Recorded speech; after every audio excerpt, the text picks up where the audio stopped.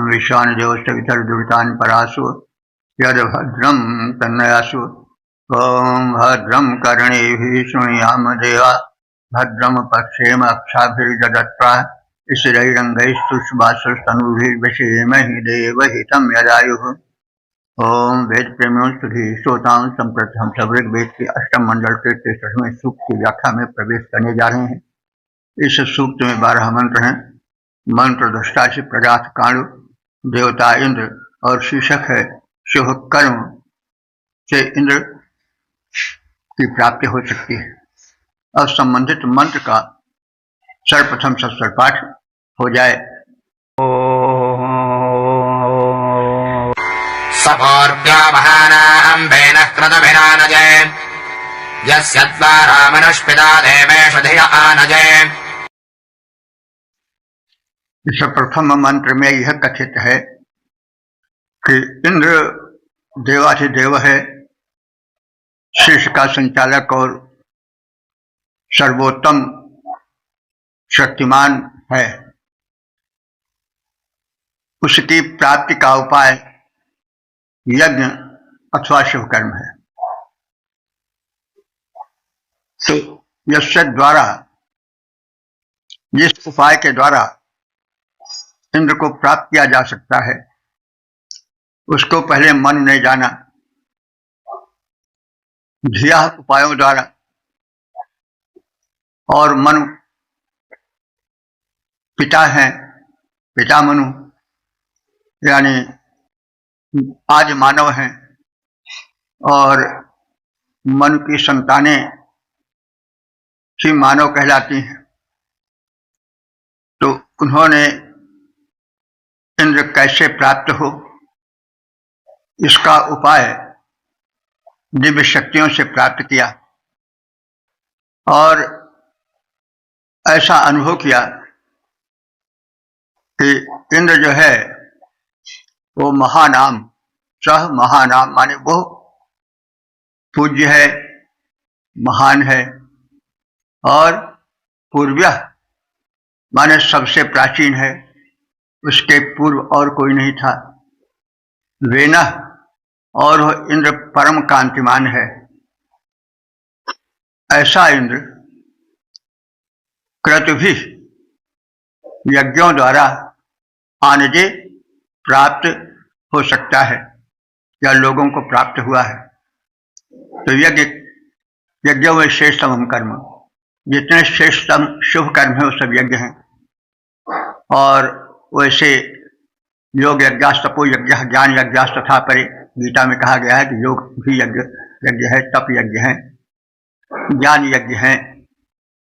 तो यज्ञ सब प्रकार के हैं, बल्कि हम चाहें तो कह सकते हैं ये जो शुभ कर्म भगवान करा रहा है हमारे मुख से, यह शुभ अवसर देने की प्रेरणा भर रहा है। और आप लोगों में जो प्रेरणा भरने वाला है कि सुन रहे हैं, तो उसके पीछे परमात्मा है और वो यज्ञ कर्म ही है। तो जितने शुभ कर्म हैं वो सब यज्ञ हैं। और यह यज्ञ जो है आहुति, अग्नि में आहुति डालकर, वह तो है ही है, ज्यादा प्रचलित ही है।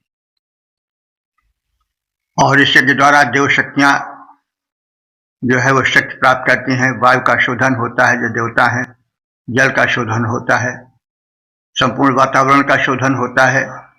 यह तो यज्ञ ही है। इसके साथ साथ अन्य शुभ कर्म भी यज्ञ हैं। तो यह ज्ञान कि इंद्र जो देवाधिदेव है, देवराज है, वो कैसे प्राप्त हो, उसके प्राप्त का साधन आज मानो मन ने प्राप्त किया। और वो ज्ञान यह है कि यज्ञ के माध्यम से इंद्र प्राप्त हो सकता है। वह इंद्र महानों में महान है। पूर्व माने सबसे प्राचीन है, आज है।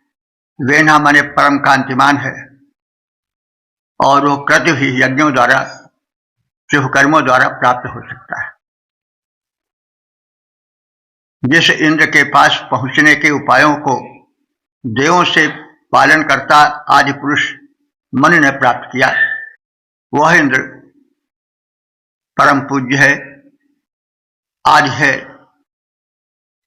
और समस्त सृष्टि का मूल है, कांतिमान है और यज्ञों द्वारा, शुभ कर्मों द्वारा वह परम शक्तिमान इंद्र प्राप्त हो सकता है। प्रभु की प्राप्ति उपाय जान मिलते हैं ज्ञानी द्वारा।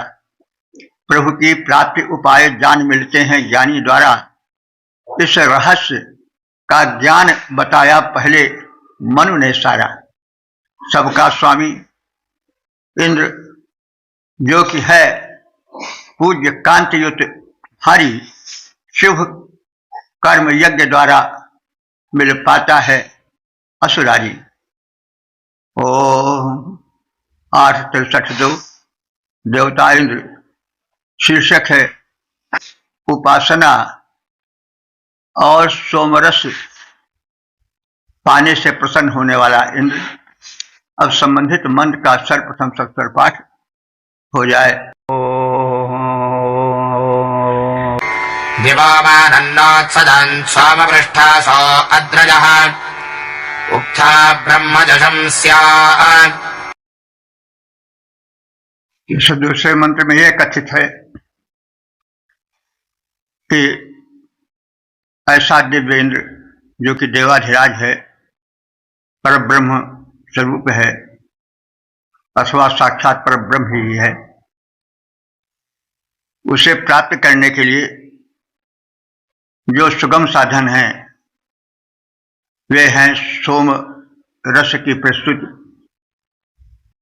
और स्तुति प्रार्थना। तो सोम रस की प्रस्तुति को हमें दिव्य रूप से देखना पड़ेगा, व्यापक रूप से देखना पड़ेगा। भाई सोमलता तो हम लोग देखे ही नहीं और सोमलता के बिना इंद्र प्रसन्न ही नहीं हो सकता है, जबकि वो त्रैकालिक है। उसकी उपासना तीनों कालों में होती रहे, वर्तमान के साथ भविष्य में होती रहे। तो इस अर्थ में यह कहना कि सोमलता है ही नहीं है तो स्तुति कैसे करें, यह बात नहीं। सौम्यता का द्योतक है। हम शरणागत होकर प्रेम पूर्वक स्तुति करके और जो कुछ हो सके पत्रम पुष्पम फलम तोयम यो में भक्तापेक्षित, पत्र पुष्प फल जो कुछ हो सके उसकी प्रस्तुति ही सोमरस की प्रस्तुति है। तो इस अर्थ में समझना चाहिए। वैसे यह मंत्र तब शब्दबद्ध हुआ जबकि सोमलता आसानी से पाई जाती थी, वह पौष्टिक थी, सात्विक थी और इंद्र को शक्तिमान बनाने के लिए, उसकी सोई शक्ति को जगाने के लिए उसका प्रस्तुतिकरण होता था। तो उस अर्थ में हम यह कह सकते हैं कि भक्ति भावना, भक्त के प्रेम के तीव्र प्रवाह में जो सात्विकता से पूर्ण होता है उसके द्वारा हम उस परब्रह्म परमात्मा रूप इंद्र को प्राप्त कर सकते हैं और भाव भरी स्तुतियों से प्राप्त कर सकते हैं। तो सोम प्रशासा अद्वया, सोमलता को पीसने वाले, प्रशासा माने पीसने वाले, अद्वया माने पत्थर। तो सोमलता को कूटने वाले, पीसने वाले और उससे रस निचोड़ने वाले जो पत्थर हैं वे जिसके घर में सदैव रहते हैं, यानी भक्त भावना के अथवा प्रेम पूर्वक प्रस्तुत किए गए नैवेद्य के साधन जिसके पास रहते हैं। और संशा उक्था ब्रह्मचा, संशा माने प्रशंसनीय, उक्त माने स्तोत्र, ब्रह्म माने ज्ञान, वेद ज्ञान। तो जिसके पास प्रशंसनीय स्तोत्र, स्तुति मंत्र और वेद ज्ञान रहता है, वह दिव्य मानव दिव्य लोक में रहने वाले इंद्र को प्राप्त करने में सक्षम हो जाता है। और हमें चाहिए कि हम इन वस्तुओं को हाव न होने दें, न प्रेम का भाव होने दें, न प्रेम भाव से समर्पित द्रव्य का या हव्य का अथवा नैवेद्य का अभाव न होने दें।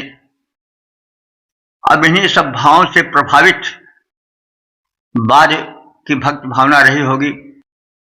राम कथा में शबरी का जो नैवेद्य था उसका जूठा ब्रेड था, लेकिन उसमें भाव था। तो ऐसे भाव भरा समर्पण भी सोम हो सकता है।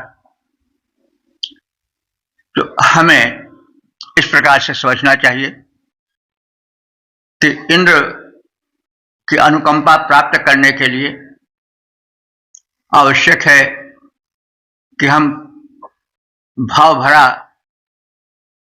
नैवेद्य प्रस्तुत करें और दिव्य भाव जागृत करें, उत्तम स्तुतियों को सुनावें। तो इंद्र हम पर कृपालु होकर उसके अनुकंपा के पात्र हम हो सकते हैं।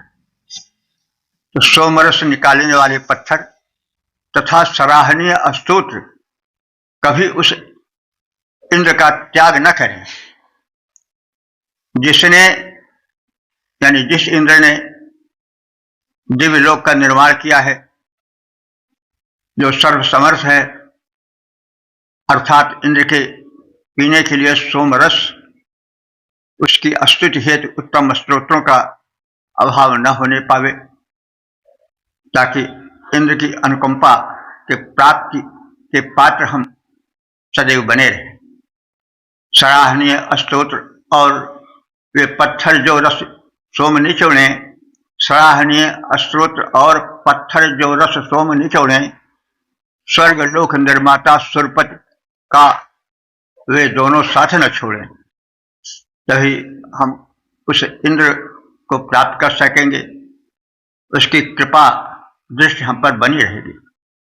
ओम 8 63 3 देवता इंद्र शीर्षक इंद्र के पौरुष की सराहना और संबंधित मंत्र का सर्वप्रथम सस्वर पाठ हो जाए।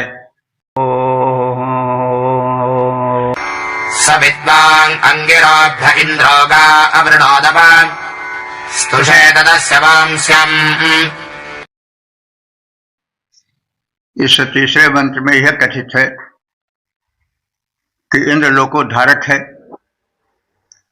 और सत्पुरुषों महात्माओं की प्रत्येक दृश्य सहायता करने वाला है। सह विद्वान इंद्र, वो सब कुछ जानने वाला इंद्र, अंगिरेभ्य, अंगिरा ऋषियों के। तो अंगिरा एक विशेष ऋषि थे, और अगर हम चाहें तो अंगिरेभ्य माने जो अंगधारी हैं, अर्थात मनुष्य के अंग प्रत्यंग होते ही हैं। तो इस मंत्र को जोड़ा जा सकता है इन सब भावों को लेकर के, उसके अर्थ को समीप से देखा जा सकता है। तो गाह माने गायों को, तो अंगिरा ऋषि की गायों को। प्राय यह चित्रण वेद में कई बार आया है कि एक पनि नाम के व्यापारी का वर्ग था जो बड़ा संपन्न था और सिंधु प्रदेश से लेकर के फिनिशिया तक उसका व्यापार फैला हुआ था। लेकिन वो भौतिकवादी था, यज्ञ में कभी भाग नहीं लेता था, ना यज्ञ करने वालों की कोई सहायता करता था, बल्कि उनकी गायों को चुरा लेता था और गुफाओं में कहीं बांध देता था और बाद में स्वयं मिलने पर लेकर के चंपत हो जाता था। तो गाय ही सबसे बड़ा धन था उस युग का। तो उस समय गोधन के अपहरण का मतलब था कि बहुत बड़ा धन का वृंद हर लिया गया। तो इंद्र ने अंगिराओं की सहायता की और अपहृत गायों को गुफा से निकाला और अंगिराओं को प्रदान किया। दूसरा अर्थ हम चाहें तो अंगिरे भी हमारे जिनके अंग हैं, यानी मनुष्य। तो मनुष्यों की गाह माने गायें, तो गो का अर्थ जो होता है वह इंद्रिय भी होता है। उनकी इंद्रियों को विषय भोग में डालकर उनकी क्षमता को, उनकी सद्भावना को हर लिया था पणियों ने। पणियों माने दुष्ट चोरों ने, मानवता से गिरे लोगों ने, दुष्टों ने, दगाबाजों ने। तो अंगधारी मानव की बुद्धियों को विचलित कर दिया था। गाह माने, जैसा हमने कहा, गाह माने वाणी भी होता है, गो माने इंद्रिय भी होता है।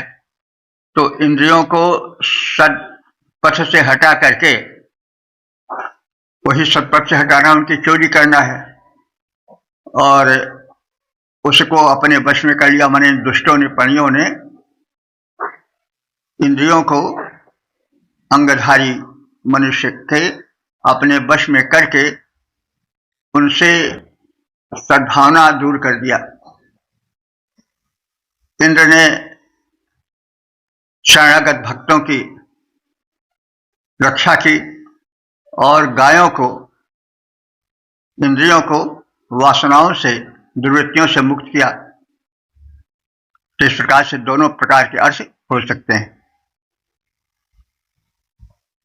अस्य पौंस्यम, अस्तु से इंद्र के इस पौरुष की हम प्रशंसा करते हैं। उस विद्वान सर्वज्ञ इंद्र ने अंगिरा नाम के ऋषियों अथवा अंगधारी मनुष्यों के हरी हुई गायों को अथवा हरी हुई इंद्रियों को, सद्वृत्तियों से दूर की गई चित्तवृत्तियों को अज्ञान की गुफा से, उस अंधकार से बाहर निकाला और उन्हें प्रदान किया सद्बुद्धि। अथवा गायों को, अपहृत अंगिराओं को दिया, अथवा अंगधारियों के विषय वासनाओं में लीन बुद्धि को, गुफा में माने ज्ञान की गुफा में बंद चित्तवृत्तियों को उन्होंने शुद्ध बना करके संबंधित व्यक्तियों को प्रदान किया, भक्तों को प्रदान किया। अतः मैं उस इंद्र के पौरुष और कृपा भाव की प्रशंसा करता हूं और हमें वे इसी प्रकार से उबारते रहें, हमारी बुद्धियों को शुद्ध करते रहें, दुष्टों द्वारा, दुराचारियों द्वारा अपहृत ज्ञान की चित्तवृत्ति को वे सदैव हमें सद्वृत्ति के रूप में प्रदान करते रहें। गायों को निकाल सुरपति ने किया अंगिराओं को दान, गायों को निकाल सुरपति ने किया अंगिराओं को दान। मैं ऋषि उसके इस बल पौरुष का करता हूं सदा बखान। ओम 8:63 देवता इंद्र शीर्षक संरक्षण हेतु प्रार्थना। अब संबंधित मंत्र का सर्वप्रथम सस्वर पाठ हो जाए। सप्रतथा कविवृध इंद्रो भागस्य भक्षणेः शिवो अर्कस्य होमन्यस्पत्रागन्तवसे। इस चौथे मंत्र में यह कथित है कि इंद्र हमारे सोम यज्ञ में पधारें, उनका आवाहन है। कवि वृद्धा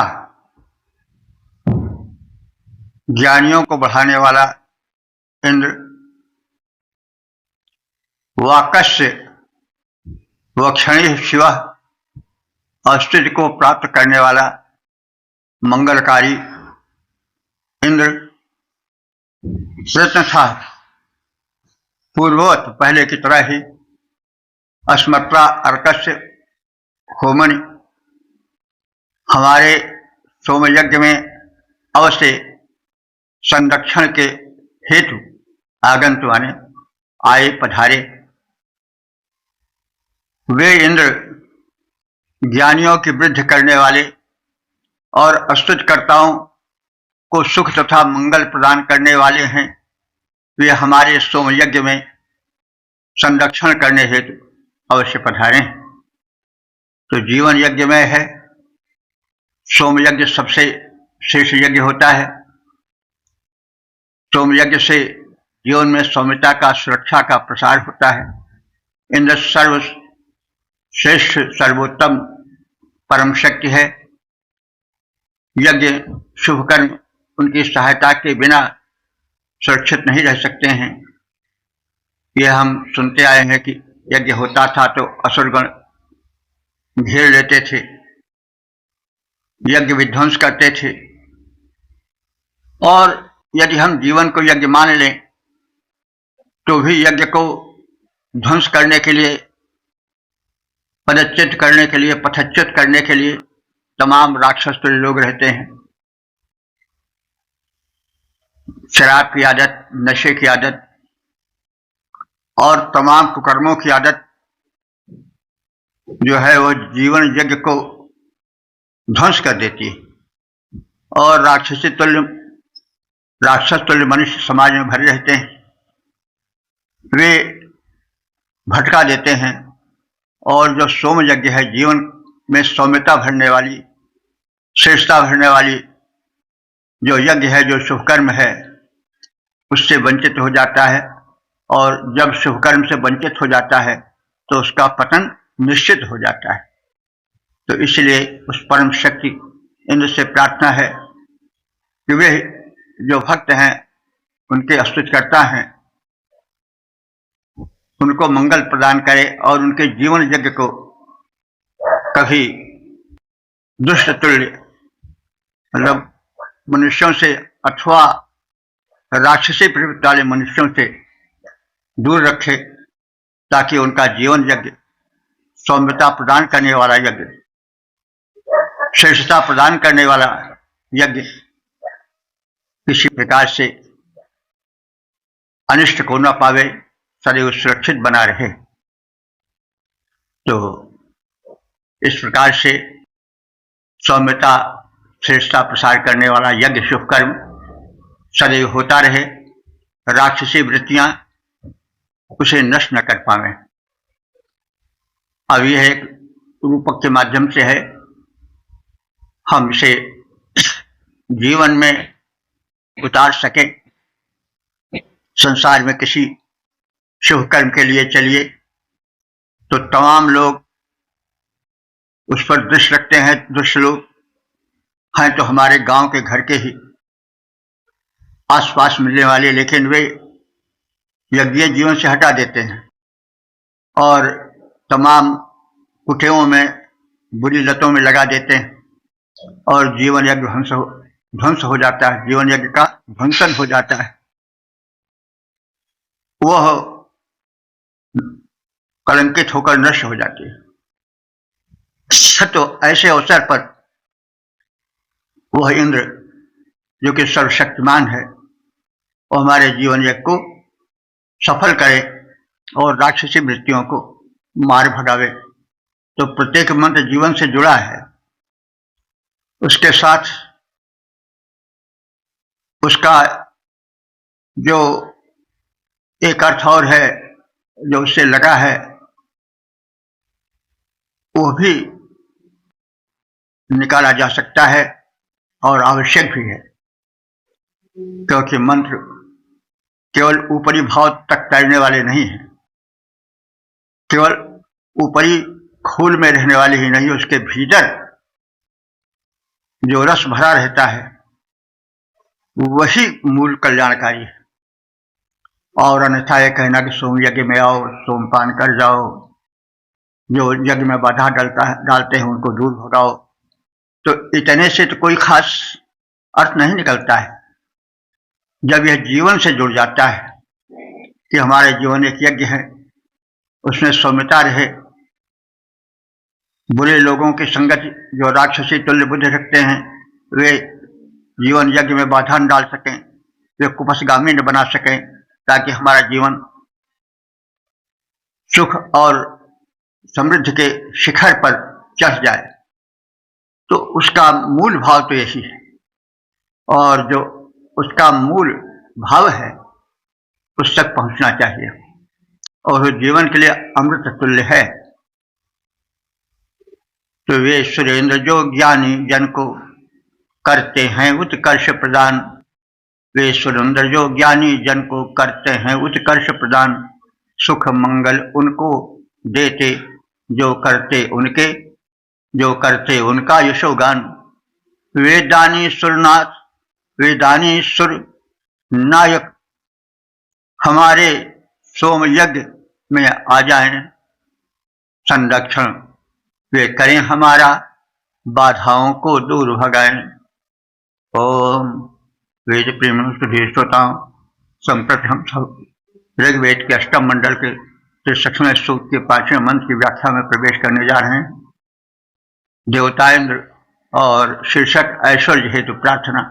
अब संबंधित मंत्र का सर्वप्रथम सस्वर पाठ हो जाए। आजोनुते अनुक्रदं स्वाहा वरस्य यज्ञवः, श्वात्रमर्का अनौषधेन्द्र गोत्रस्य दावने। इस 5वें मंत्र में यह कथित है कि स्वाहोचार के साथ यज्ञ कर्म जो संपन्न करते हैं और अस्तुत करते हैं, वे अस्तुतकर्ता इंद्र के द्वारा धनैश्वर्य प्राप्त करते हैं, और एक तदर्थ वे सब यज्ञ कर्म में अस्तुत कर्म में लगे रहते हैं। तो स्वाहा वरस्य यज्ञवः, स्वाहा वरस्य माने स्वाहोच्चार के साथ, यज्ञवः माने यज्ञ करने वाले, अर्काः माने श्रोतागण। तो वे अस्तुतिकर्तागण, यज्ञकर्तागण जो स्वाहोच्चार पूर्वक यज्ञ कर्म करते हैं, तो स्वाहोच्चार का अर्थ भी हमें समझना चाहिए। स्व माने अपना, ह माने त्याग। तो हम जो यज्ञ करते हैं उसमें अपनत्व का त्याग कर देना चाहिए। इसीलिए तो कहा जाता है इदम इंद्रस्य इदम नमः, इदम इंद्राय नमः स्वाहा। तो मनुष्य में एक प्रवृत्ति होती है कि वह बड़ा लगाव रखता है, लोभ उसमें बहुत प्रबल होता है। किसी चीज को किसी के देने में या तो उससे लोभ आकर के छा जाता है, उसके प्रदान की बुद्धि को क्षत विक्षत कर देता है अथवा कलंकित कर देता है, या उसमें अभिमान भर जाता है कि मैं दे रहा हूं देखो। तो इसलिए यह भावना रखनी चाहिए कि यह मेरा नहीं है। तो स्व माने अपनापन, ह माने त्याग। इसीलिए जब यज्ञ कर्म होता है तो स्वाहोच्चार किया जाता है। स्वाहा यानी इदम इंद्र से नमम, हर देवता के नाम लेकर कहा जाता है। यहाँ पर इंद्र के लिए कहा इदम इंद्र से नमम, ओम इंद्राय नमः स्वाहा। यह इंद्र की है, मेरी नहीं है। इस अपना तो त्याग के साथ इंद्र को मैं यह आहुति दे रहा हूं, ऐसे हर देवता के लिए। तो इससे जो लोभ वृत्ति होती है, जो बड़ी प्रबल भावना होती है अथवा अहंकार वृत्ति होती है, उसका विनाश हो जाता है। किसी चीज को जब हम अपना उससे अधिकार भावना या अपनत्व भावना को त्याग देते हैं, तो वही सच्चा दान है। इस विषय में एक प्रसंग हमको याद आ रहा है कि रहीम जी बड़े दानी थे। उनके दान वृत्ति में उनका सर नीचा रहता था, हाथ ऊपर उठता था। तो किसी ने यह प्रश्न किया कि हे नवाब जी, आपका हाथ ज्यों उठता है त्यों त्यों आपका सिर नीचा क्यों होता जाता है? तो उन्होंने बड़ा सटीक उत्तर दिया कि देनहार को और है, देत रहत दिन रैन, और लोग भरम हम पर करें ताते नीचे नैन। मैं कौन होता हूं, ये मेरा तो है ही नहीं, लेकिन लोग हमें प्रशंसा देते हैं और कहते हैं वाह आप तो बड़े दानी हैं। तो इस पर मुझे शर्म आ जाती है कि मैं कौन होता हूं, चीज तो देने वाला कोई दूसरा दे रहा है। तो यह जो है अपनत्व की या अहंकार की वृत्ति त्याग देने पर ही यज्ञ सफल होता है। इसीलिए स्वाहा कहा जाता है हर आहुति के डालने के समय। तो यह जो अपनत्व है यह बड़ा कठिन होता है, उससे अपनत्व हटा देना चाहिए। दान के समय लोभ वृत्ति नहीं रहनी चाहिए।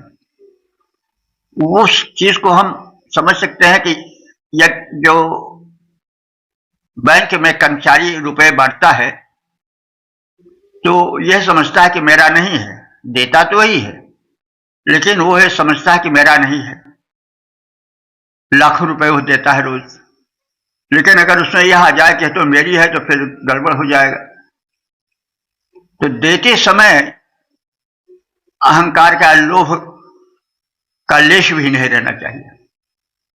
तो यही सच्चे दानी की निशानी है।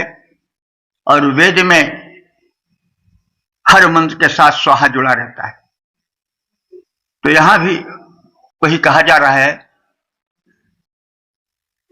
कि हम यज्ञ करने के पश्चात उसमें स्वाहा वृत्ति को स्थान देते हैं। स्वाहा वरस यज्ञवा, स्वाहोचार के साथ यज्ञ करने वाले, अग्नि के माध्यम से यज्ञ करने वाले, अर्का हमारे अस्तुतिकर्तागण, गोत्र से दावने, धन के दान के लिए, ते क्रतुम अनुशात्रम अनुशत। ते क्रतुम माने तुम्हारे शुभ कर्मों का, अनुशात्रम अनुशत शीघ्र वर्णन करते हैं, यानी वे स्वाहोच्चार करते हैं और स्वाहोच्चार के साथ साथ उसमें से सत्व का, अपनेपन का त्याग करते हैं। और उसके साथ साथ तुम्हारे कर्मों का, तुम्हारे श्रेष्ठ कर्मों का, सक्षम कर्मों का वर्णन भी स्तुति के माध्यम से करते चलते हैं। हे इंद्र, स्वाहोच्चारण के साथ यज्ञ कर्म संपन्न करने वाले तथा स्तुति करने वाले स्तुतिकर्तागण धन के दान के लिए और ऐश्वर्य प्राप्ति के लिए तुम्हारे श्रेष्ठ कर्मों का गुणगान करते हैं। यानी एक ओर तो वे समर्पण जो करते हैं वो निस्वार्थ भाव से अपनत्व को हटा करके करते हैं, स्वाहा स्वाहा करते जाते हैं, और दूसरी ओर स्तुति के माध्यम से तुम्हारा गुणगान करते चलते हैं। तो जीवन यज्ञ को पूर्ण करने का संपूर्ण साधन है, सशक्त साधन है, जिसका कथन इस मंत्र में किया गया है। स्वाहा कहकर यज्ञ कर्म का संपादन करने वाले, स्वाहा कहकर यज्ञ कर्म का संपादन करने वाले स्तुति करते हैं याजक गण जो कि यजन करने वाले रहती इच्छाएं मन में हैं, तेरा उत्तम धन पा जाएं, इसके साथ साथ ही तेरे उत्तम कृत्यों के गुण गाएं। ओ 8:63 देवता इंद्र शीर्षक कर्मों का ज्ञानी इंद्र अथवा अंतर्यामी इंद्र। अब संबंधित मंत्र का सर्वप्रथम सस्वर पाठ हो जाए। इंद्र विश्वानि वीर्यानि कर्तानि च यमर्ता अध्वरं विदुः। इस छठे मंत्र में इंद्र को अंतर्यामी और सर्वज्ञ बताया गया है। यह इंद्र की परब्रह्मत्व पूर्ण दृष्टि है, उसमें परब्रह्मत्व का स्थापन है। अर्काह माने स्तुति करने वाले, अर्क माने स्तुति होता है, अर्क माने तमाम होते हैं, सूर्य भी होता है। अर्क जो है वो तो फारसी के शब्द है जो कहते हैं किसी चीज का निचोड़, लेकिन अर्क होता है स्तुति, और अर्काह माने स्तुति करने वाले। यम माने जिसको, यानी जिस इंद्र को अध्वरम विदुः, अध्वर माने अहिंसक,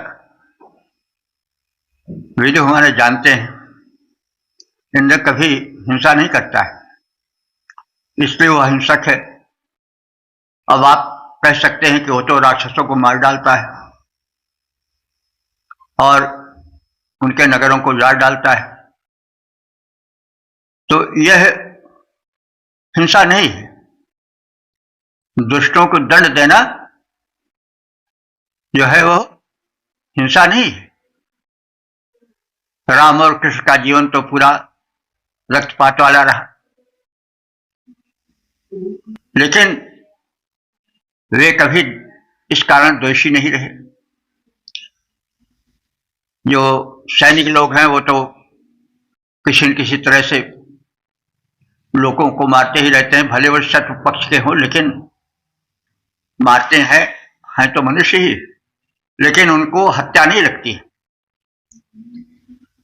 क्योंकि वो एक सुरक्षा भावना से किया जाता है, देश को बचाने के लिए किया जाता है।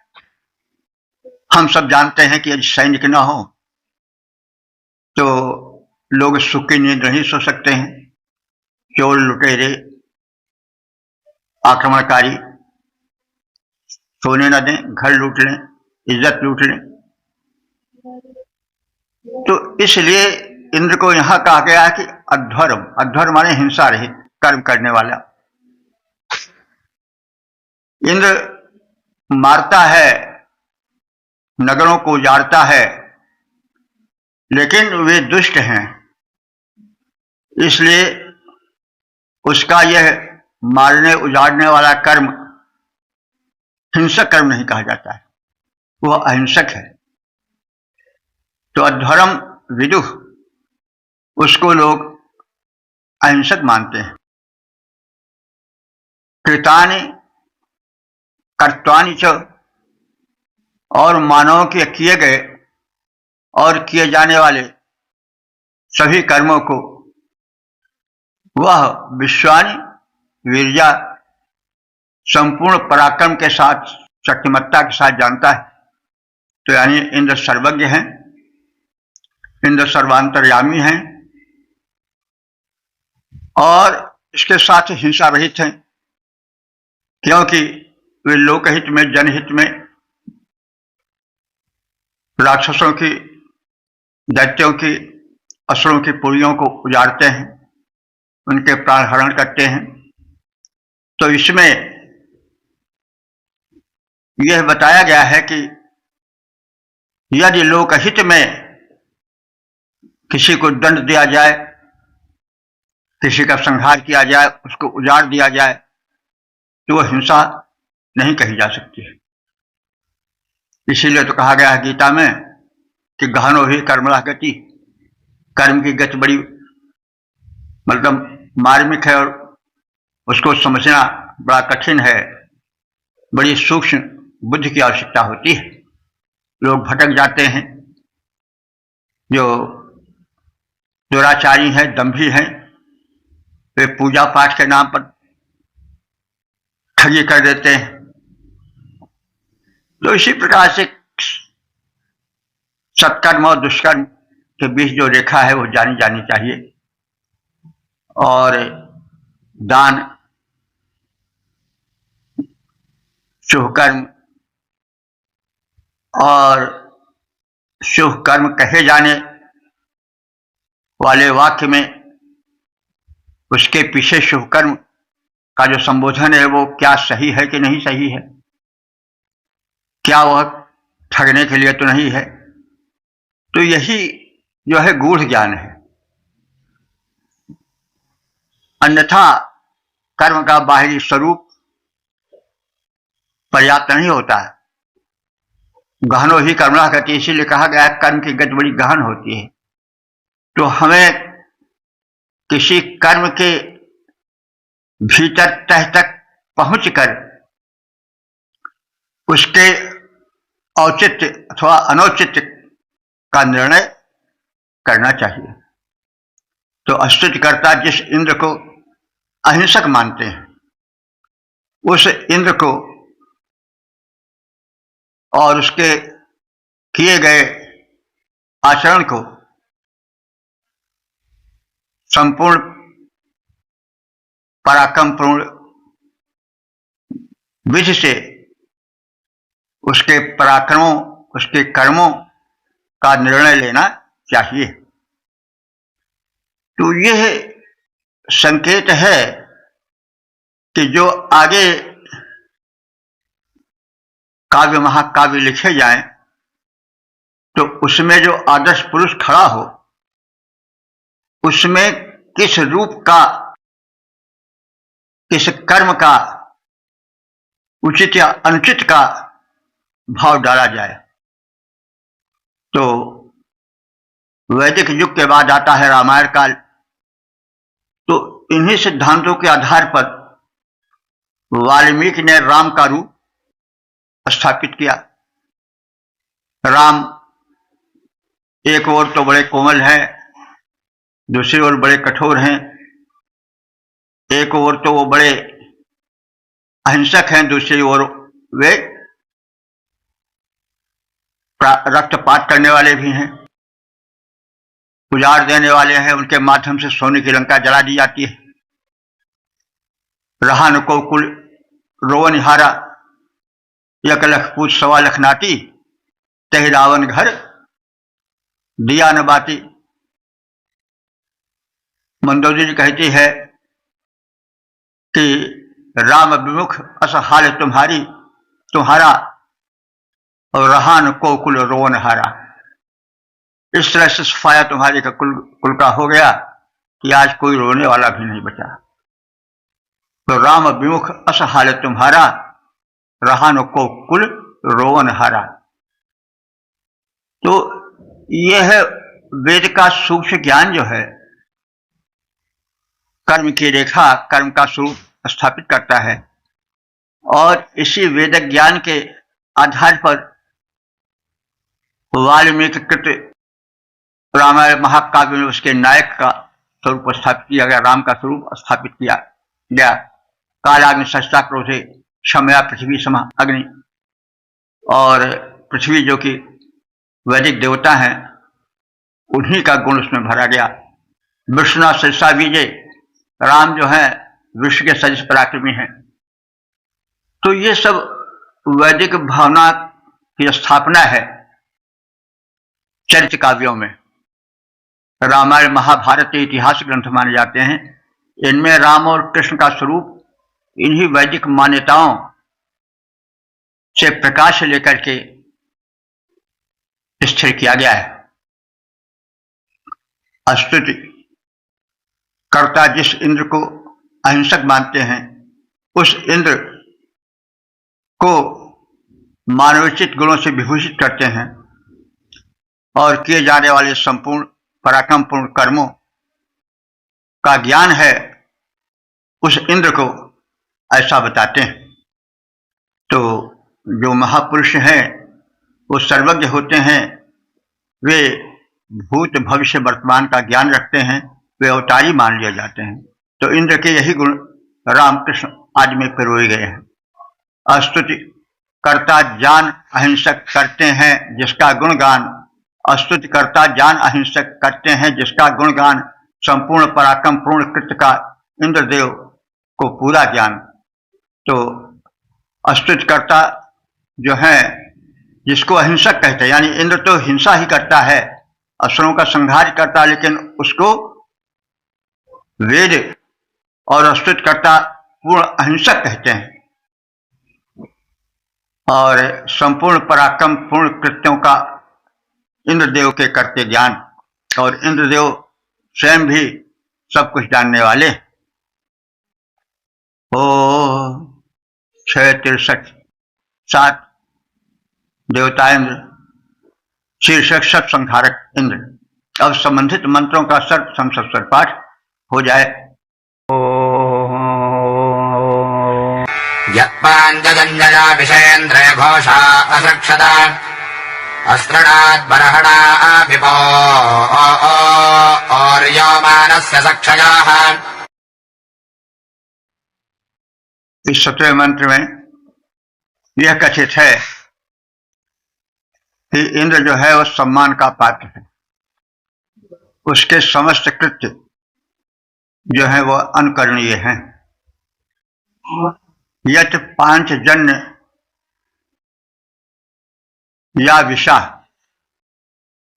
यत माने जब या जो, पांचजन्य माने 5 जनों में विभाजित प्रजा।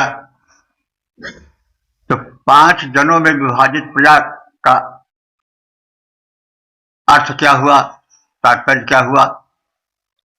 ऋग्वेद काल में 5 वर्ग में प्रजा विभाजित थी।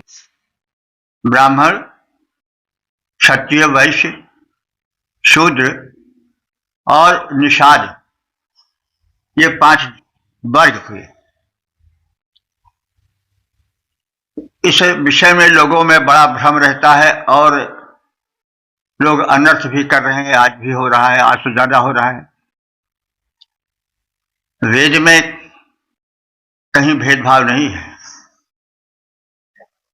इस प्रकार से हम देखें तो ये पंचवर्गीय समाज का विभाजन हर देश में है। तो ब्राह्मण ज्ञानियों का वर्ग है, जो शिक्षक हैं,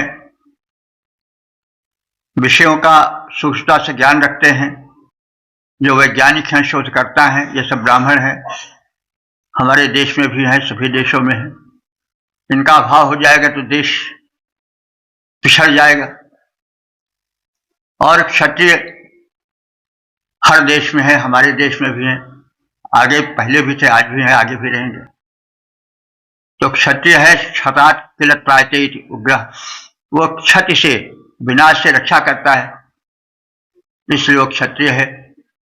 तो सैनिक हैं और जो सुरक्षा के कर्मचारी हैं वे सदा रहे हैं, आज भी हैं, आगे भी रहेंगे। प्रत्येक देश में रहते हैं, हमारे देश में है, दूसरे देश में भी हैं। और जो तीसरा वर्ण है वैश्य का, वो पहले भी था, आज भी आगे भी रहेगा, हमारे देश में भी है, विदेश में भी है, व्यापार करता है वो। तो जो व्यापारी हैं, पूंजीपति हैं और धन का आदान प्रदान के माध्यम है, आयात निर्यात जिनके माध्यम से होता है, वे सभी देशों में हैं, वे वैश्य कहलाते हैं। विश्व माने होता है मतलब प्रवेश करना। तो वैश्य इसलिए हुए कि वे एक देश से दूसरे देश में प्रवेश करके सामग्रियों का आदान प्रदान करते हैं। शूद्र जो है वो सफाई कर्मचारी के अंतर्गत आते हैं, क्योंकि सभी समान प्रतिभा वाले नहीं होते, तो उनकी भी उपयोगिता है। अगर सफाई कर्मचारी न हो तो गलियां गंधाई जाएंगे। वो पहले भी थे, आज भी हैं, आगे भी रहेंगे, हर देश में है।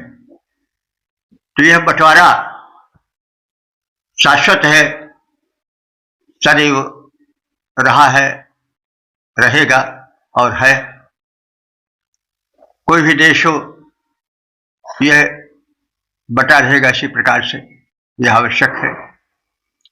कोई चीज बिल्कुल समतल नहीं होती, सीढ़ियां नीचे ऊंची होती हैं तभी तो हम आगे बढ़ पाते हैं। अगर बिल्कुल सपाट हो तब कैसे आप या कोई आगे चढ़ पाएगा। एक सीढ़ी नीचे, उसके बाद दूसरी, फिर तीसरी, ऊंचा नीचा रहता ही। तो यह तो एक प्राकृतिक व्यवस्था है। और एक पंचम वर्ण यहां बताया गया है, वो क्या है? निषाद का। तो यह निषाद पंचम वर्ण कहां से आया? जब आर्यों की जनसंख्या बढ़ने लगी तो वे उत्तरी भारत में, दक्षिणी भारत में प्रवेश वे करने लगे, और वे लोग जो मध्य भारत में, दक्षिण भारत में है, वो यहां आने लगे। तो उनको समाज में स्थान दिया गया और पंचम वर्ण कहे गए। आज भी हर देश में हर देश वाले हैं। अमेरिका में, इंग्लैंड में भारत के लोग बसे हैं और उनका वहां एक स्थान है। इसी प्रकार से जो आर्यों से जिनका कि प्रथम प्रसार सप्त सिंधु प्रदेश में था, पंजाब में और सिंध में जनसंख्या बढ़ी तो फिर आगे बढ़ते गए उत्तर, पूर्व, पश्चिम में, दक्षिण में।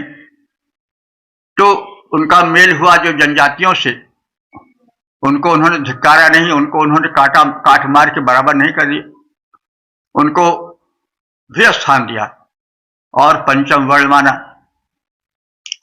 तो ये तमाम भ्रांतियां हैं जो फैली हुई हैं हठवश या अज्ञानवश, उन्हें दूर होना चाहिए। तो इस तरह से समाज जो था ऋग्वेद का वो 5 वर्णों में विभाजित था, ब्राह्मण, क्षत्रिय, वैश्य, शूद्र और निषाद। निषाद को हम समझे कि दूसरे देश जाकर के जो किसी देश में बसते हैं निषाद वर्ण में, तो उनके साथ कोई अत्याचार नहीं होता। जो अत्याचार करते हैं वो गए गुजरे हैं। एकाध राष्ट्र ऐसे हैं जहां की अल्पसंख्यकों से दुर्व्यवहार किया जाता है। तो हमारे आर्य धर्म में दुर्व्यवहार नहीं था, पंचम वर्ण था, उसको भी सम्मान से देखा जाता था और समाज में उनको स्थान दे दिया गया था। तो बढ़ना माने सामर्थ्य द्वारा अस्त्र शत्रुओं को मारता है इंद्र। आर्य सह, सबका स्वामी वो है इंद्र। विपह माने ज्ञानवान है। मानस से क्षय, वो सत्कार का पात्र है। क्षय माने निवास स्थान, आश्रय स्थल, जो मान का, सम्मान का, सत्कार का आश्रय स्थल है इंद्र। तो जब पंच वर्गों में विभाजित प्रजाएं, अथवा हम इसको चाहें तो पंच प्राण भी कर सकते हैं। पंच प्राण जो होते हैं व्यान, अपान, समान, उदान आदि, तो पंच तत्व भी चाहे तो ले सकते हैं। छिद, जल, पावक, गगन सभी जब एक साथ मिलकर इंद्र की स्तुति करते हैं, आत्मा रूपी इंद्र अथवा परमात्मा रूपी इंद्र, तब सबका स्वामी हो महान इंद्र अपने पराक्रम से शत्रुओं का संहार करता है। ऐसा महान इंद्र विप्रों का सत्कार पात्र है। विप्र माने कोई जाति विशेष नहीं, विप्र माने विशेषण प्रजानाति विप्र, जो विशेष ज्ञानी होता है वो विप्र कहलाता है। विप्र का कहीं अर्थ नहीं दिया गया है कि वो किसी जाति विशेष का है, और जाति का मतलब हुआ कि उस वंश में जो पैदा होगा सब विप्र होगा, और किसी वर्ण विशेष में होगा तो सब वैसे ही होगा। जो वेद व्यास जी थे सब जानते ही नहीं कि वो मछुआरे यानी मत्स्य कन्या से पैदा हुए थे, लेकिन उनको अवतार भी कहा गया। व्यासस्तु भगवान स्वयं ऐसा कहा गया। तो लोग जो हठ बस या ज्ञानता बस पाले रहते हैं भ्रम, वो दूर होने चाहिए। और भारतीय संस्कृत के बराबर कोई संस्कृत कल्चर नहीं है। इसका प्रचार प्रसार होना चाहिए। इसके विचारों को महान मान करके समाज में महत्ता का प्रचार प्रसार और विश्व में करना चाहिए। तो स्तुति करती संग मिली जब, पंच वर्ग में बटी प्रजाएं। स्तुति करती संग मिली जब, पंच वर्ग में बटी प्रजाएं। सबके स्वामी इंद्रदेव तब अरिसेना को मार गिराएं। ये जन गण मन अधिनायक, इंद्रदेव सबके हितकारी। विप्रों के द्वारा आदर को पाने के सच्चे अधिकारी। ओम 8:63 देवता इंद्र शीर्षक पथ सुरक्षार्थ प्रार्थना। अब संबंधित मन का सर्वप्रथम सस्वर पाठ हो जाए। यमुते अनुष्टदिश्च घृषेतानि वंस्या प्रावश्चक्रस्य वर्तनेम्। इस 8वें मंत्र में इंद्र के जो महत् कृत्य हैं, शत्रु दुष्ट संहारक रूप हैं, उसको बताया गया है, उसकी ओर संकेत किया गया है। साथ ही साथ उत्तम पथ प्रदर्शन की प्रार्थना है कि आपने विविध कार्य किए, कहीं किसी को उजाड़ा, कहीं किसी का वध किया, तो वो उचित और अनुचित की सीमा बनाता है, सीमांकन करता है, मर्यादा बताता है कि कौन कर्म किस स्थिति में अच्छा है, किस स्थिति में बुरा है। और इसके साथ साथ यह प्रार्थना की गई है कि आप ही हमें उत्तम पथ का ज्ञान कराओ। हम नहीं जान पाते हैं कि क्या अच्छा है क्या बुरा है। हम तो जो लोग कह दिए उसी को मानकर चलते हैं। लेकिन आपके द्वारा तो वध आदि कार्य, पुरों को उजाड़ देने के कार्य हुए, लेकिन उससे आपकी प्रशंसा हो रही है। और तमाम लोगों की निंदा इसलिए भी होती को अच्छा काम करते हैं तो भी, तो सीमा रेखा क्या है? वही उचित अनुचित का भेद इस मंत्र में भी है कि इंद्र जब वृत्तादि असुरों का वध करते हैं, अपना पराक्रम दिखाते हैं, तो हम उस कार्य की स्तुति करते हैं। अब होती तो हत्या उजाड़ने की क्रिया, लेकिन हम स्तुति करते हैं। तो अब यह इससे जो मन डगमगाता है, तो आपसे प्रार्थना है कि हमारे जीवन रथ के पथ का निर्धारण करो। हम यह समझ नहीं पाते कि कौन सा पथ ठीक है, और जो है गहनो ही कर्मणा कहते, कर्म की गति तो बड़ी गहन है। क्या उचित है क्या अनुचित है, इसका निर्णय कर पाना सरल नहीं है। तो हे परमात्मन, आप हमारा पथ निर्धारण करो, जिससे कि हमारा जीवन रथ चक्र उस पथ पर चल सके।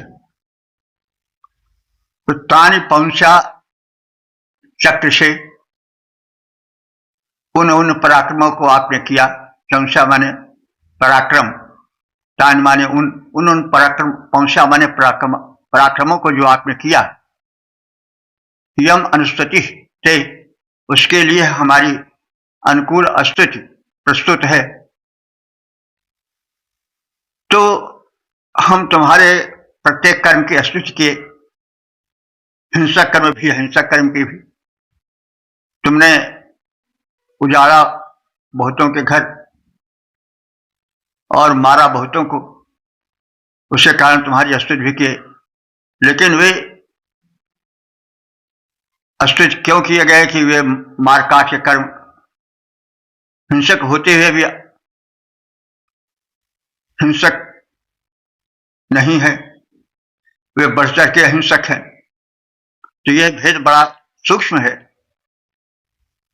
इसलिए हम प्रार्थना करते हैं चक्र से हमारे जीवन रथ के चक्र को वर्तनी माने वह मार्ग दो, वर्तनी मार्ग को कहते हैं, हमें वह मार्ग दो हमारे जीवन रथ के चक्र चलने के लिए जो कि उत्तम हो, जो कि यथोचित हो, और उस संदर्भ में अब हमारा संरक्षण करो।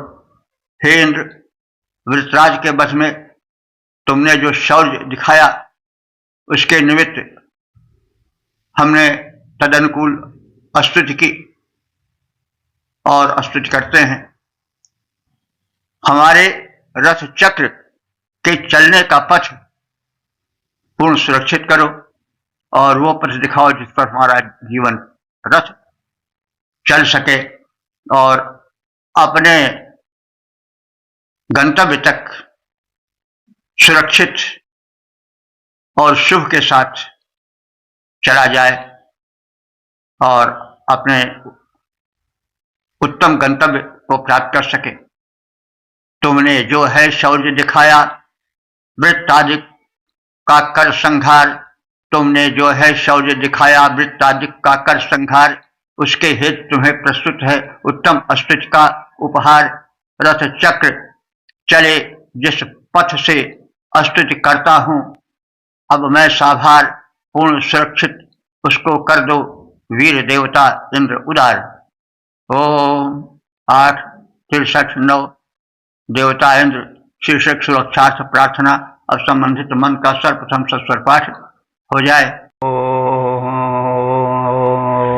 अस्य वृष्णाभ्योदर उरप्रविष्ट जीवसे यमन्न पश्व आददे। इस नवे मंत्र में यह कथित है कि इंद्र देवता जीव जगत के सभी कर्मों के आधार हैं। वे प्राणी मात्र को आहार देते हैं और उनके कल्याण का ध्यान रखते हैं। अस्य वृष्ण, इस बलवान का, पश्व न, पशु के समान, वयम आददे, यवम आददे, यव आदि अन्न पाते हैं। यानी जैसे पशु अपना आहार तृणादिक इंद्र के द्वारा पाते हैं, वैसे मनुष्य भी अपने यवादि अन्न उसी के प्रेरणा से पाते हैं। तो अश्व वृष्ण, इस बलवान इंद्र का जैसे पशु लोग यव आदि आहार रूप में पाते हैं, वैसे हम लोग भी जीवन के लिए विविध अन्न यवादिक को प्राप्त करते हैं और इंद्र के इस महान और सचराचर के प्रति ध्यान रखने, मनुष्यों के साथ पशुओं का भी ध्यान रखने का और समदर्शी जो व्यवहार है, समुचित प्रबंधन के जो कृत्य हैं वो प्रशंसनीय हैं। उसके लिए हम उनको नमन करते हैं। जैसे पशु अपना आहार तृणादिक इंद्र के द्वारा पाते हैं, वैसे मनुष्य भी अपने यवादिक अन्न वीर इंद्र के द्वारा प्राप्त करने के लिए सदैव उससे प्रसन्न रहते हैं और उसके इस कृत्य की सराहना करते हैं और उसके इस समदर्शी स्वरूप की महत्ता का गुणगान करते हैं।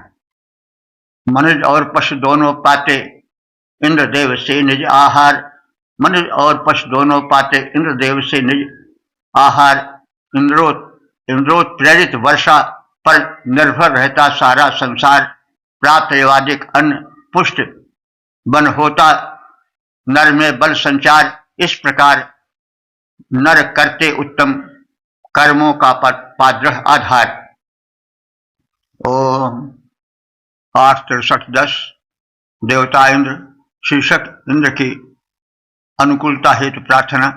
अब संबंधित मंत्र का सर्वप्रथम सस्वर पाठ हो जाए।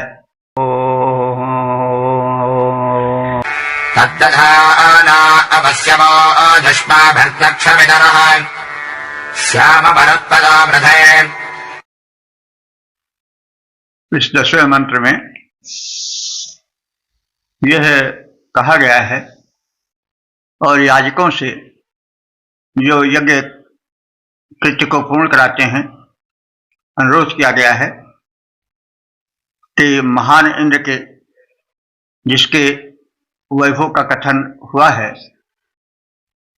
उसको प्रसन्न करने के लिए हम सब विनत होकर भावाकुल होकर शुद्ध हृदय से उसकी प्रार्थना करें, उसकी कृपा प्राप्त करें और उसके फलस्वरूप हम सब भी सुख समृद्धि आदि प्राप्त करें।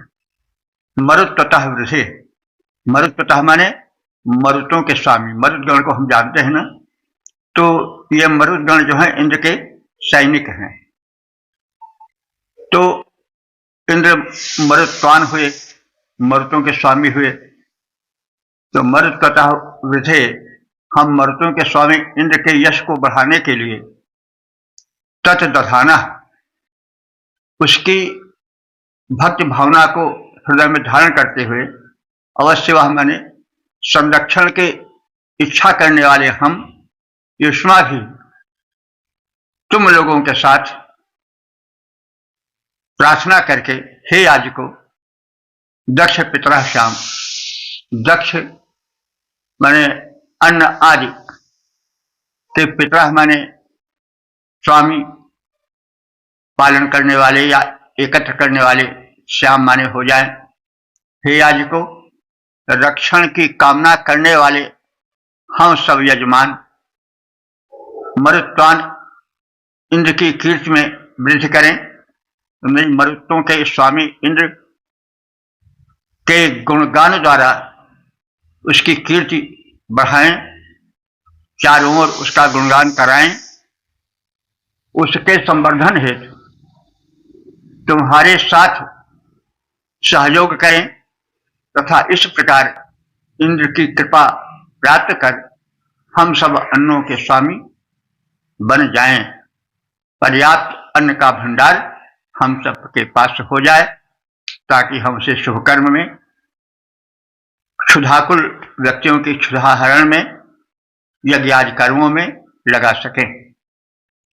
हे याजको हम सभी रक्षा के इच्छुक यजमान, हे याजको हम सभी रक्षा के इच्छुक यजमान इसके हेतु इंद्र यश वर्णन हेतु करें, उनका गुणगान इस प्रकार मिलकर के हम सब यही उपाय रचाएं, गुण गाएं, फिर प्रचुर अन्न पाने के स्वामी बन जाएं। 8, 63, 11 देवता इंद्र शीर्षक शत्रु विजयार्थ प्रार्थना। अब संबंधित मंत्र का सर्वप्रथम सस्वर पाठ हो जाए।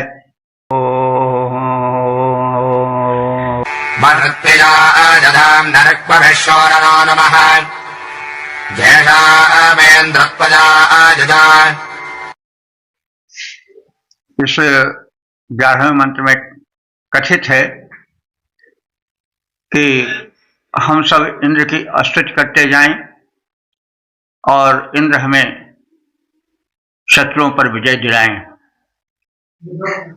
शूर, हे शूरवीर इंद्रदेव, ऋत्वियाय, हे यज्ञ के पालक इंद्रदेव, धाम ने, हे तेजस्वी इंद्रदेव, ऋक् भी स्तोत्रों द्वारा, स्तुति मंत्रों द्वारा नौनुम हम तुम्हारी नमन पूर्वक स्तुति करते हैं। इंद्रत्वया युजा, हे इंद्रत्वया युजा माने तुमसे जुड़कर तुम्हारी सहायता से जैसा माने हम शत्रुओं को जीत लें। हे वीरेंद्र, तुम शुभ कर्म यज्ञ के संरक्षक हो तथा तेजस्वी हो, हम तुम्हारी कृपा से शत्रुओं को जीतें। शत्रु, आंतरिक शत्रु और बाह्य शत्रु दोनों को जीतें। बाह्य शत्रु वो हैं जो हमारे ऊपर आक्रमण करते हैं, हमको सुख शांति से जीने नहीं रह देते हैं। हमारे पथ को कंटकाकीर्ण करते हैं, हमें प्रगति पथ पर चलने नहीं देते हैं, वे शत्रु हैं। और इसी प्रकार से भीतर के भी शत्रु हैं, काम क्रोध लोभ मद मोह ईर्ष्या कपट छल आलस्य आदि।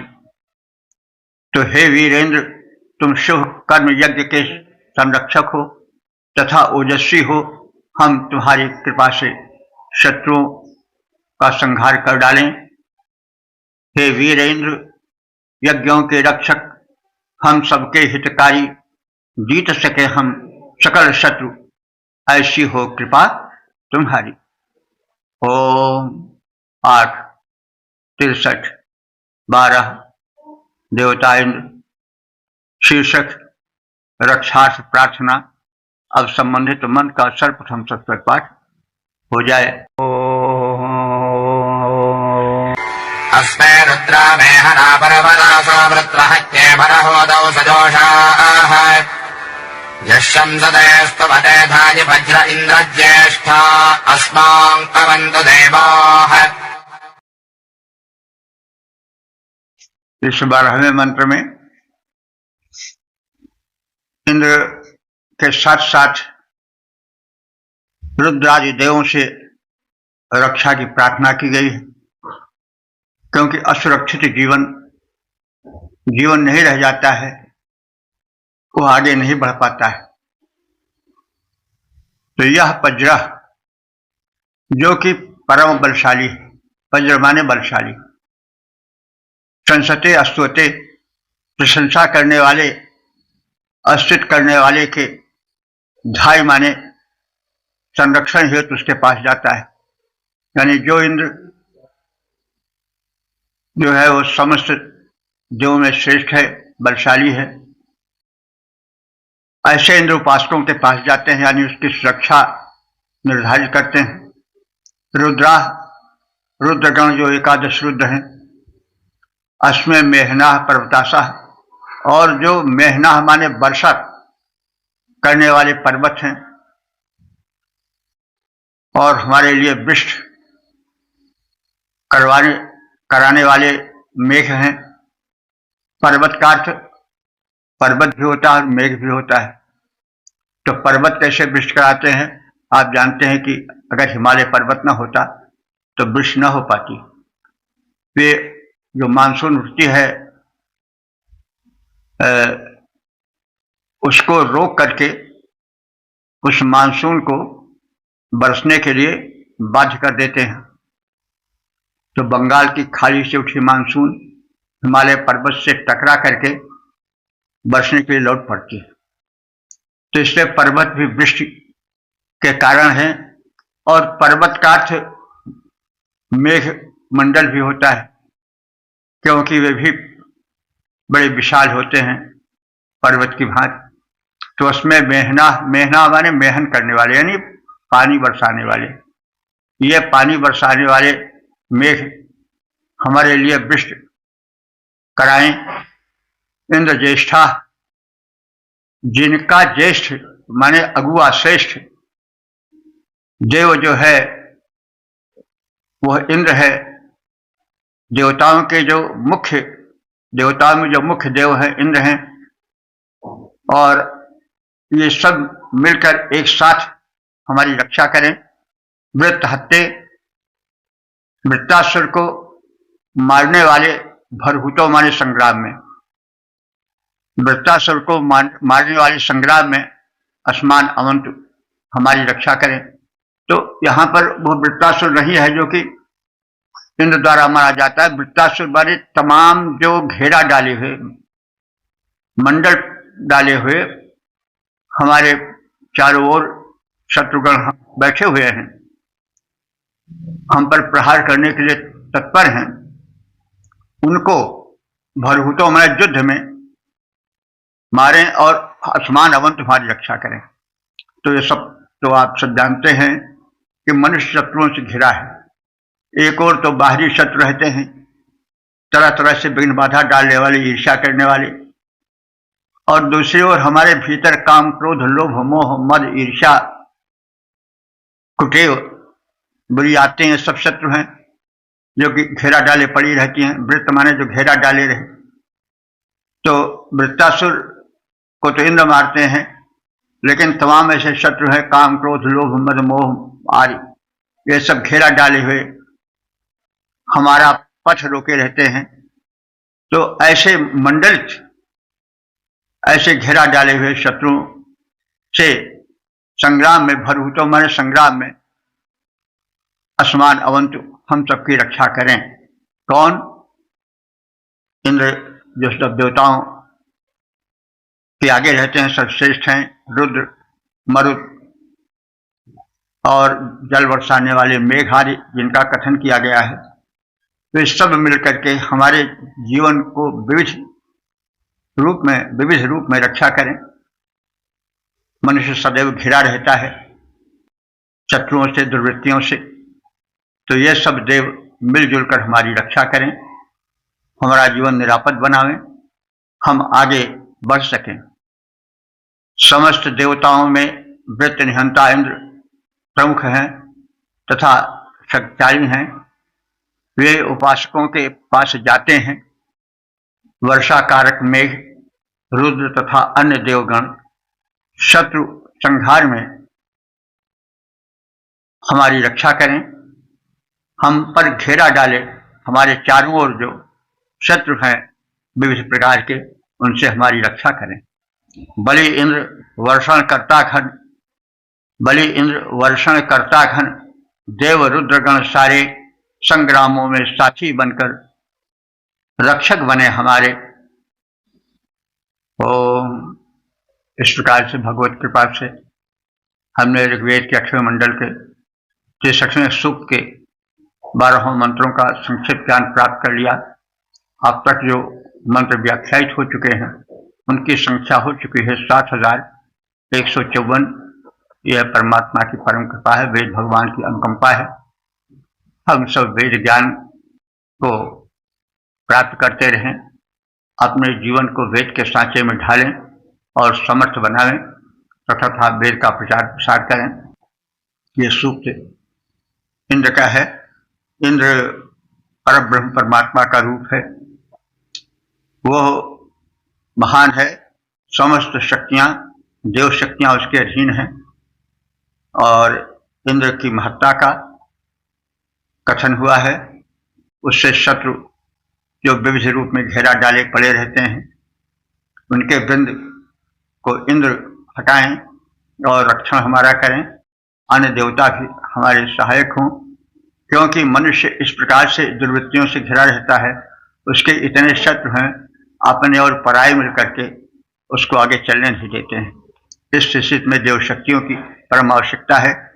इंद्र देव शक्तियों का प्रधान है, इसलिए उससे विशेष प्रार्थना की गई है कि हमारे जीवन को सुरक्षित रखे और भांति भांति के संकटों से हमें बचावे, हमें यज्ञ में लगाए, अब शुभ कर्म करें और हमारा जीवन लोक और परलोक दोनों में सुखी बने। और इसके साथ हम वाणी को विराम देते हैं। ओम सर्वे भवन्तु सुखिनः, सर्वे सन्तु निरामयाः, सर्वे भद्राणि पश्यन्तु, मा कश्चित् दुःख भाग् भवेत्।